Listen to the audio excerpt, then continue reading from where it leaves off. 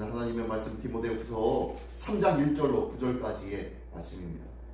디모데후서 3장 1절로 9절까지의 말씀 교독해 올리겠습니다. 너는 이것을 알라. 말세에 고통하는 때가 이르러 사람들이 자식을 사랑하며 돈을 사랑하며 자랑하며 교만하며 비방하며 부모를 거역하며 감사하지 아니하며 거룩하지 아니하며 무정하며 원통함을 풀지 아니하며 모함하며 절제하지 못하며 사나우며 선한 것을 좋아하지 아니하며 배신하며 조급하며 자만하며 쾌락을 사랑하기를 하나님 사랑하는 것보다 더하며 경건의 모양은 있으나 경건의 능력을 부인하니 이 같은 자들에게서 네가 돌아서라.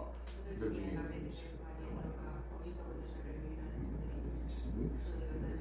주님 여러 가지 욕심에 끌린 바들 항상 배우나 끝내 진리의 지식에 이를 수 없느니라. 양내와 양보레가 모세를 대적하는 것 같이 그들도 진리를 대적하니 이 사람들은 그 마음을 피한 자요 믿음의 바람을 버린 자들 다 같이 그러나 그들이 더 나아가지 못할 것은 저 두 사람이 된 것과 같이 그들의 어리석음이 드러날 것이니라. 아멘. 아멘.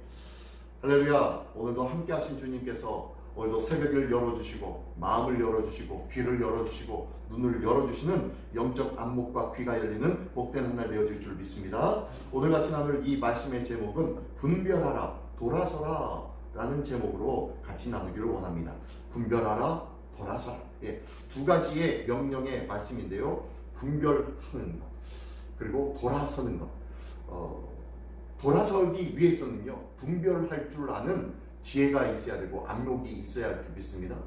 우리가 지혜가 없고 안목이 없으면요 분별할 수가 없고 그리고 이것이 바른지 내가 가는 길이 바른지 아니면 돌아서서 바른 길을 찾아가야 되는지 알지를 못할 거예요. 그죠? 우리의 눈과 귀와 마음이 영적인 하나님의 눈과 귀와 마음이 활짝 열리는 오늘 아침 이 시간 되시기를 예수님의 이름으로 축원합니다. 자, 사도 바울은요 디모데에게 지금 우리가 살고 있는 이 시대가 어떤 시대냐라고 하면서 그 시대의 특징을 말씀해주고 있어요. 이 시대는 이런 시대야 라고 하면서 그러면서 이 시대의 복음의 일꾼으로 지켜야 할 것과 그리고 대처해야 할 그런 일들이 있는데 이것은 이렇게 하고 저렇게 해야 돼 라고 하면서 그 대처 방안을 알려주는 말씀이 오늘 본문에 있습니다. 자, 먼저 1절부터 5절까지에서는요 우리가 살고 있는 이 말세의 특징을 얘기해주고 있어요. 우리가 사는 세대가 무슨 세대다? 말세다. 말세라는 것이 뭡니까? 2000년 전에 사도 바울이 말세래. 사도 바울이 그러잖아. 너는 이것을 알라. 말세에 고통하는 때가 이르러 라면서 얘기하면서 2000년 전에도 말세라고 했어요. 우리는 말세를 더 심화시켜가지고 얘기하죠. 말세 지말 해가지고 우리가 살고 있는 시대는 말세의 지말이다 라고 합니다. 2000년 전부터 말세였으니까 우리는 말세의 끄트머리를 살고 있다 라고 해서 말세의 끄트머리다 라는 말이 말세지말이죠. 우리가 살고 있는 시대가 말세지말이에요. 솔직히 기후에서나 그리고 세상의 전쟁의 부분에서나 그리고 많은 이들이 곤고하며 죽으며 자연재앙이나 수많은 일들을 돌아볼 때마다요 기가 막힌 일들이 많이 있어요.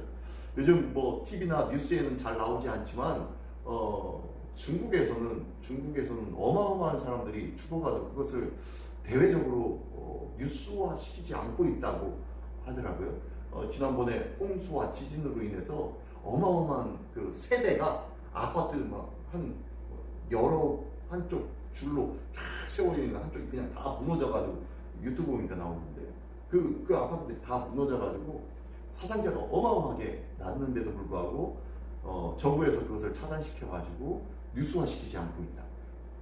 어디도 똑같습니까? 북한도 그렇죠.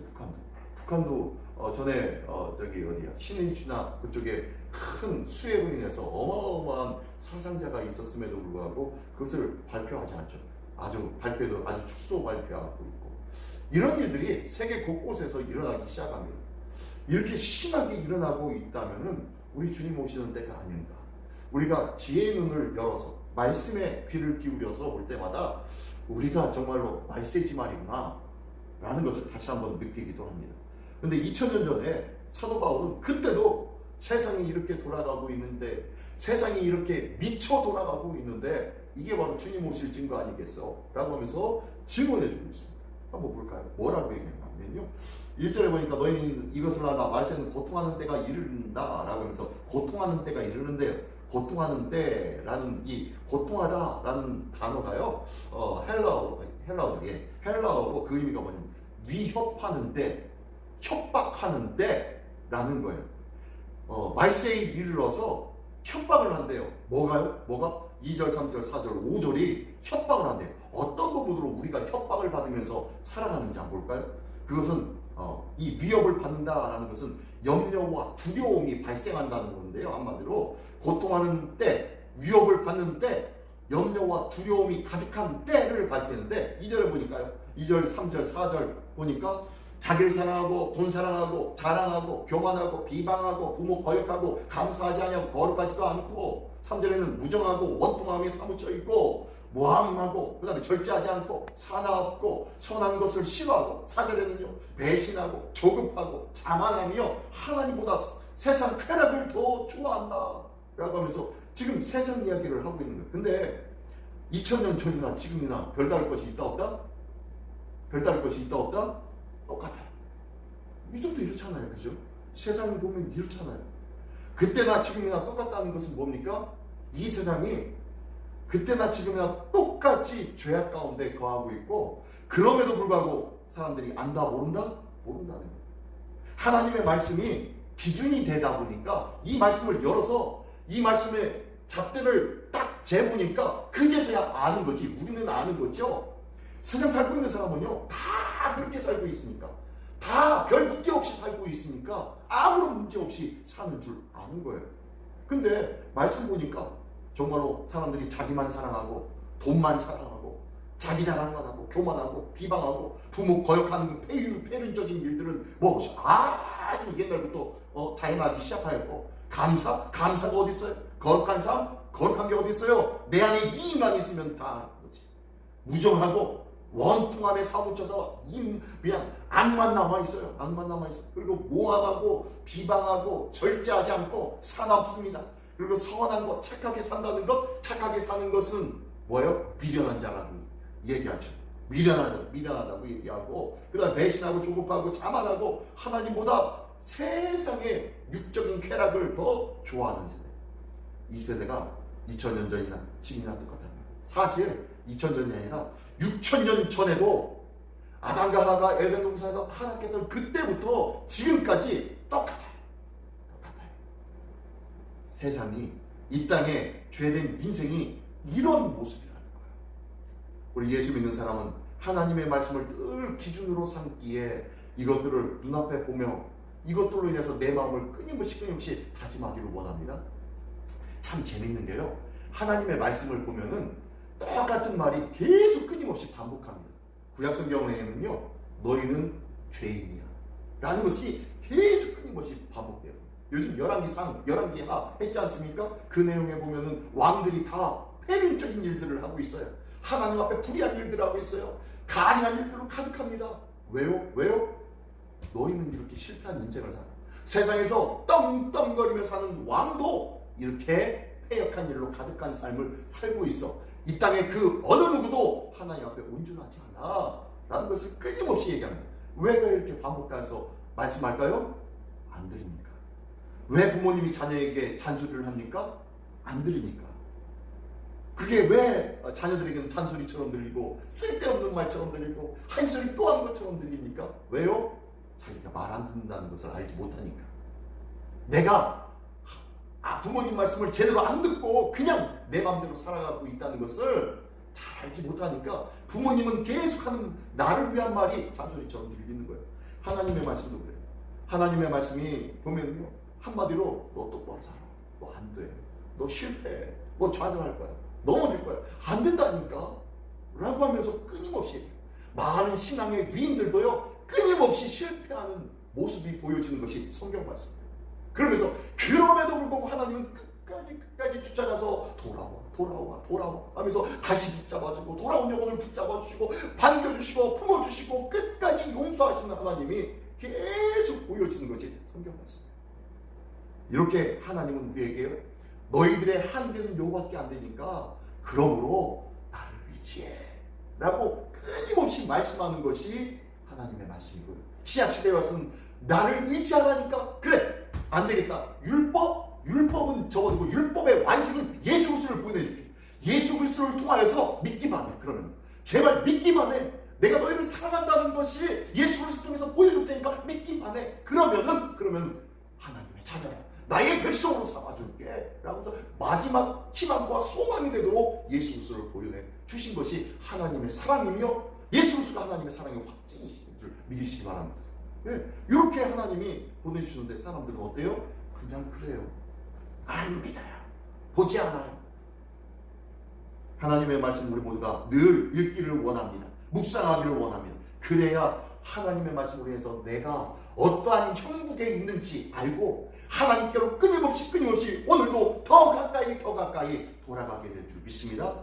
주님께로 가까이 나아가는 복된 한 날 되시길 예수님의 이름으로 축원합니다. 그러면서요 5절 마지막에는 똑같이요 이렇게 말세에 고통하는 위협 중에서 어떤 위협이 있냐면요 5절 보니까 경건의 모양은 있으나 경건의 능력은 부인한다 라고 했는데 이 말세 사람들이 그렇게 얘기하는 거예요. 경건의 모양은 있어요.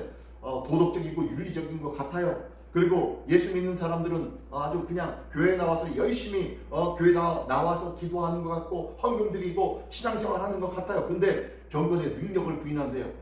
그 안에 담겨진 구원에 대해서는 제대로 신뢰하지 못하는 거예요. 믿지 못하는 거예요. 예수를 믿는다고 고백하였음에도 불구하고 믿지 않고 살아가는 거예요. 믿지 않고 뭘 믿고 살아가는 거예요? 내가 믿음이 없으니까요 더 열심히 해야 된다는 걸 생각하고 더 사랑하고 윤리적으로 도덕적으로 내가 깨끗하게 살아가야 되는 줄 아는 거예요. 내가 선하게 살아가야 그 구원을 받게 되는 줄 착각하는 거예요. 구원은 예수 그리스도로 인해서 끝난 줄 믿습니다. 예수 그리스도로 인해서 완성된 줄 믿습니다. 근데요 이것이 불안한 거예요. 이것을 믿는다고 고백했지만요 이것이 불안하니까 더 잘해야 되는 줄 알아요. 더 종교적인 외형을 가져야 되는 줄 아는 거예요. 이 모습이 뭐냐면은 경건의 모양은 있으나 경건의 능력은 부인한다. 하나님의 은혜와 하나님이 약속하신 것들을 믿지 않는 거예요. 모양만 있는 거예요. 모양만. 그러면서 이러한 자들이 어떤 자들이다? 네, 거짓 교훈으로 잘못된 삶을 살아가는 자들인데 이 같은 자들에게서 네가 돌아서라 라고 말씀하고 있어요. 사도 바울은 디모데에게 이 경건의 모양은 있으나 경건의 능력을 부인하는 자 바로 예수 믿는다고 교회 안에 들어와 있지만 정말로 도덕과 윤리와 삶으로 율법적인 삶으로 네가 구원을 받았다 라고 자꾸 얘기하고 그것을 주장하고 많은 사람들을 꼬드기고 많은 사람들의 배에 믿음을 흔들고 있는 그런 사람들에게서 어떻게 하라고요? 돌아서라 말씀하고 있어요. 그런 사람들 얘기 듣지 마. 이러한 거짓 교사의 등을 돌리고 그들과의 접촉도 차단시켜줘야 돼. 왜? 너는 말씀의 지도자잖아 라고 하면서 그렇게 명령하고 있는 거예요. 그들로 인하여서 교회 공동체의 순수한 복음이 자꾸 어떻게 사라지고 희석되어지기 때문이라고 말씀하고 있는 거예요. 그러면서 6절부터 9절까지의 말씀에서는요 이 거짓 교사들의 미혹을 다시 한번 얘기합니다. 그들이 어떻게 미혹하는지 아느냐? 라면서 그들이 미혹할 때 어떻게 미혹하느냐? 6절에 보니까 그들 중에 남의 집에 가만히 들어가서 뭐 하냐면요 어리석은 여자를 유인하는 자들이 있으니 그 여자는 죄를 중히 지고 여러 가지 욕심에 끌린 바 되어 항상 배우나 끝내 진리의 지식에 이를 수 없느니라 라고 했는데 이게 무슨 소리냐면요 여기서 어리석은 여자를 유인하는 자들이 있다 라고 했는데요 이 어리석은 여자라는 것은요 힘없고 유약한 여인들을 말하고 있어요. 에덴 동산의 유혹을 누가 먼저 봤습니까? 사단의 유혹을 여자가 봤죠. 여자는 여기서 어떤 의미냐면요 하나님의 말씀을 제대로 듣지 못했어요. 그러다 보니까요 마음이 유약하고 쉽게 유혹을 받을 수 있는 존재가 여자입니다. 그래서 그런 의미로 어리석은 여자를 유인하여서 그들을 어떻게 해요? 죄를 막 중과시켜. 이거 이러면은 너에게 죄가 더 있는 거야. 이게 더 죄스러운 거야. 이게 더 악한 거야. 라는 것을 엉뚱한 이야기와 논리로 자꾸 사람을 꿰덕이는 거예요. 사단마귀가 뱀이 하와에게 가가지고 저 동산 중앙에 있는 나무의 열매를 정령 먹지 말라고 했냐? 아니, 모든 나무를 먹지 말라고 했냐? 라고 하니까 하와가 그랬죠. 정확하게 말씀을 알지 못하니까 그것을 먹지도 말고 만지지도 말라고 하면서 자기 생각을 추가하고요. 그 다음에 그것을 먹는 날에는 정녕 죽을지도 모른다 라고 얘기합니다. 하나님의 말씀을 희석시켜버립니다. 자기 생각을 추가하고 자기의 생각으로 하나님의 말씀을 희석시켜버리는 일을 범행합니다. 그 이유는 뭐예요? 하나님의 말씀을 또렷이 알지 못하기 때문이에요. 이렇게 거짓 교사들은요, 하나님의 말씀을 정확하게 알지 못하는 자들을 끊임없이 유혹합니다. 그 말씀에, 자기가 알고 있는 그 얄팍한 말씀에 넘어가게 만들어버리는 거예요. 이게 요즘 또 누가 하고 있는 일이에요? 이단들이 하고 있는 일이죠. 이단들이 와가지고 하나님의 말씀에 이런 거 있지, 저런 거 있지, 이게 이 의미가 아니라 저 의미야 하면서 엉뚱하게 얘기하면서 사람들의 마음을 혹하게 만들지요. 이게 이단들이 하는 일입니다. 지금 거짓 교사가 어떻게 보면 이단이에요. 믿는 자들을 자꾸 빼어나가는 자들이에요. 그들이 어떻게 해요? 7절에 보니까 그들의 이야기를 듣고 항상 그들의 말씀을 듣습니다. 깨닫습니다. 이야, 진리가 여기 있었네. 이야, 이것이 진짜 말씀이었네. 그렇네 라고 하면서 그들의 마음을 혹하게 만들고 그들의 마음을 빼앗아서 말씀을 가르칩니다. 그랬더니요, 그들을 열심히 배워요. 그것이 진리인 줄 알고. 근데 뭐라고 얘기해요? 7절을 보니까 항상 배우나 끝내 진리의 지식에 이를 수 없느니라 라고 했는데, 여기서 진리의 지식이 뭡니까? 구원으로 가는 믿음, 이게 바로 진리의 지식이에요. 생명으로 가는 지식이 바로 진리의 지식이에요. 너희가 열심히 배우고 있지만 예수 그리스도와는 상관이 없이 배우고 있구나 라고 말씀하고 있는 거예요. 그러면서 누구 얘기를 하냐면은 8절과 9절에 우리가 좀 잘 알지 못하는 두 사람이 등장합니다.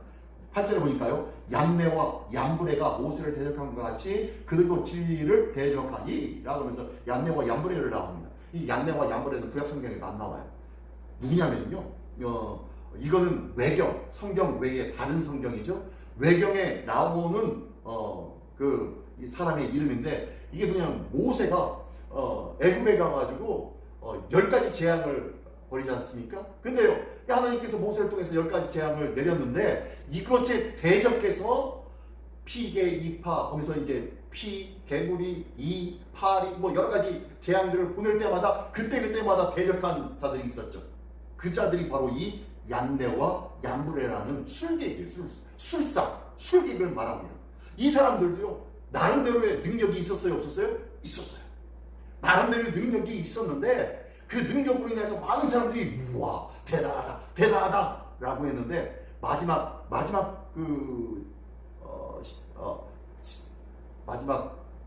뭐죠? 장자의 죽음의 재앙에는 그것을 따라오죠. 그것을 막지를 못했죠. 생사는 누가 쥐고 있기 때문에? 하나님. 생명의 근원이신 하나님이 쥐고 계시기 때문에 그것은 이 세상의 어떤 존재도 그것을 행동하거나 모습을 보여줄 수 없습니다.